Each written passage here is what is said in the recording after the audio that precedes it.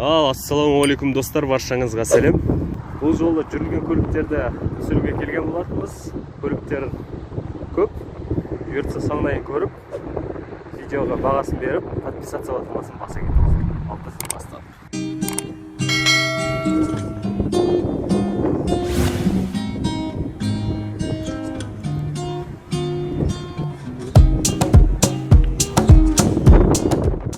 Бірінші көліктен бастайық. Mazda 323 жасыл түсті екен. Яғни сыртқы жағдайын қарайтын болсаң, жалпы ешқандай ақаулық көріп тұрған жоқпын.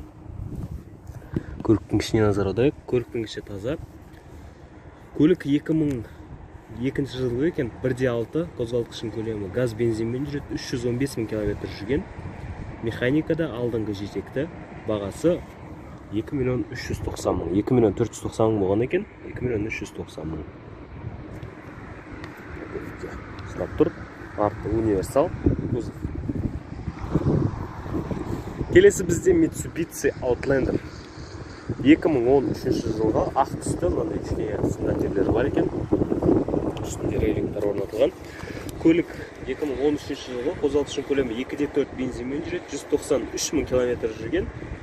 Толық жетекті автомат. Көліктің іші былғардан жасалған. Қатты ескірмеген былғарысы. Көліктің бағасы 9 90 000 теңге.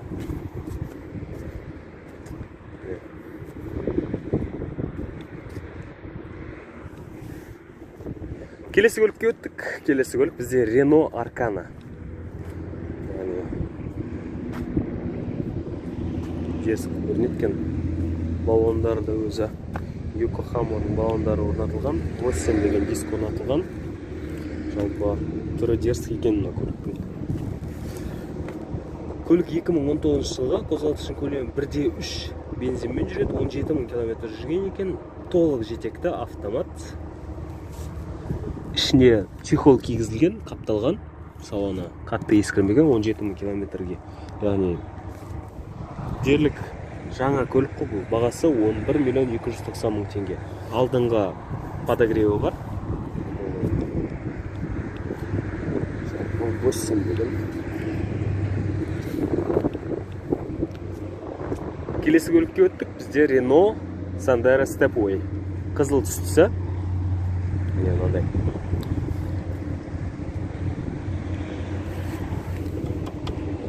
Қалпақ кигізілген бетіне. Түрлі орнатылған екен дискі. Простой. Үстінде рейлингтері бар. Іші матадан жасалған. Жағдайы жақсы. 2019 жылғы көлік. Қозғалтқышының көлемі 1.6 бензин. 68 000 км жүрген екен. Автомат алдыңғы жетекті.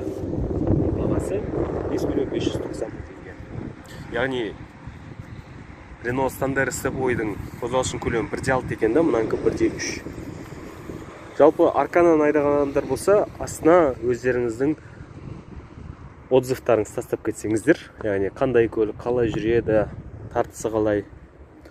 Келесі бізде Lada Granta, яғни орыстардың автокөлігі. Жай диск орнатылған. Тағаланған доңғалақтар автоматта.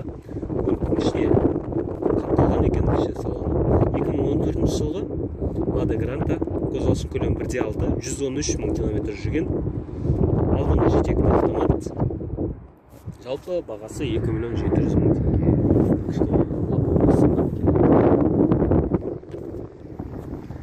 Осындай ақ түсті. Ұрылмаған болғандықтан осындай баға шығар. Келесі бізде Renault Duster. Үстінде рейлингтер орнатылған, көк түсті, аспан көк түсті. Іші матадан жасалған, жақсы жағдайда. 2014 жылғы екен көлік. 1.6 қозғалтқышының көлемі бензинмен жүреді. 266 500 км жүрген. Механикада алдыңғы жетекті. Бағасы 100 000 теңгеге шегерілген екен. 4 390 000 теңге қазіргі бағасы. Мынандай диск орнатылған. Жалпы тағаланған баллон орнатылған. Келесі бізде Volkswagen Polo. Қоңыр алтын түсті дейміз ба? мына жерде сырылған жерлері бар екен. Алдында қатты тегерік жасамайды ол. Іші матадан жасалған, ескірмеген.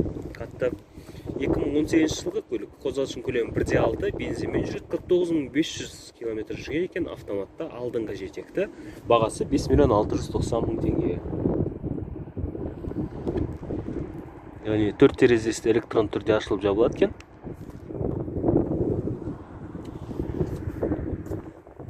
Келесі бізде Hyundai Sonata. Ақ түсті. Жалпы титанды диск орнатылған, тағаланған баллондар, яғни Астанада көп көліктердің доңғалағы тағаланған болады. Өйткені бұл жақта 6X болғандықтан. Тәуекел жасаудың қажеті жоқ, қыста тайып кетіп. 2012 жылғы көлік. 2.4 қозғалтқыш көлемі, бензинмен жүреді, 132.000 км жүрген. Алдыңғы жетекті автомат. Бағасы 5.690.000 теңге. Іші қапталған, қатты ескірмеген. Былғардан жасалған екен. Терезелері былай жиналады екен, боковой терезелері. Келесі Škoda Octavia. Škoda Octavia тағаланған баллондар, простой диск, бетіне капот кигізілген. Іші матадан жасалған, кішкене ескірген көрініп тұр. 2018 жылғы 1.6 бензин, 28.000 км жүрген, автомат, алдыңғы жетекті. Бағасы 7.390.000. Келесі бізде Nissan Juke. Nissan Juke титанды диск орнатылған. Матадан жасалған, жалпы көлік 2013 жылғы, қозғалтқыш көлемі 1.6 бензинмен жүреді, 104.300 км жүрген екен, алдыңғы жетекті автомат. Көліктің бағасы 5.190.000 теңге. 100.000 теңге шегерілім жасалған екен. Яғни кішкене салоны енді 2013 жылғы көлік болғандықтан кішкене ескірген салон. Келесі бізде Volkswagen Tiguan. Volkswagen Touareg-тің братишкасы, інісі десек болады. 2011 жылғы Tiguan. Қозғалтқыш көлемі 2.0 бензинмен жүреді. 103.700 км жүрген екен, толық жетекті автомат. Бағасы 5.390.000 теңге. Іші матадан жасалған. Рейлингтер орнатылған көлік.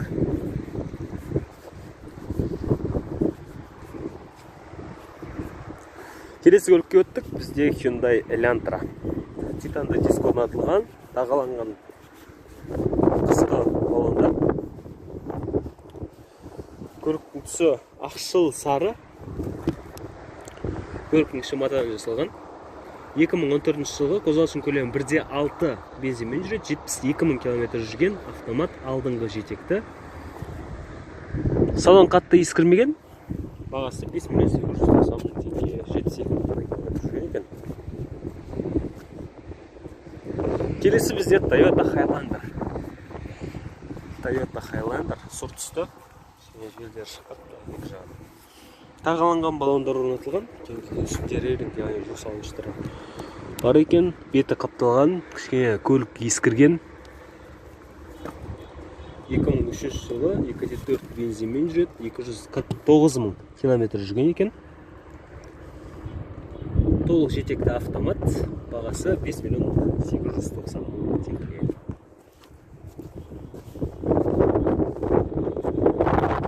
Келесі бізде қысқы баллондарда титанды диск. Іші ескірген көліктің. 2001 жылғы, қозғалтқыш көлемі 2.0 бензин, 293.000 км жүрген екен, толық жетекті автомат. Бағасы 3.590.000 теңге, 100.000 теңге шегерілім жасалған екен.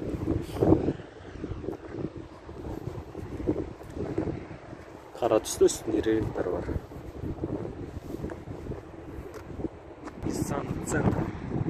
Ақ түсті, титанды диск орнатылған. Көліктің іші матадан жасалған. 2015 жылғы, қозғалтқыш көлемі 1.6 бензинмен жүреді, 116.000 км жүрген, алдыңғы жетекті автомат. Бағасы 5.390.000 теңге. 4 терезесі ашылып, электрон түрде жабылады екен.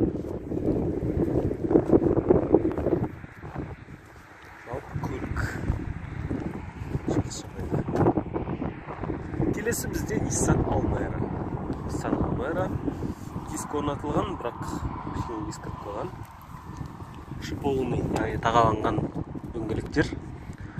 Көліктің салоны қапталған және ескірген. 2012 жылғы 1.6 газ бензин 276 000 км жүрген. Механикада алдыңғы жетекті бағасы 2.590 000 теңге. 100 000 теңге шеңберінде салған.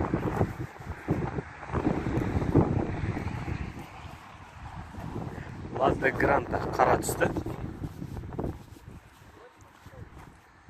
Титанды диск орнатылған. Осы тағаланған доңғалақтар. Іші қапталған. Көлік 2014 жылғы 1.6 бензинмен жүреді, 152 000 км жүрген автомат, алдыңғы жетекті. Автоматта бағасы 2.600 000 теңге.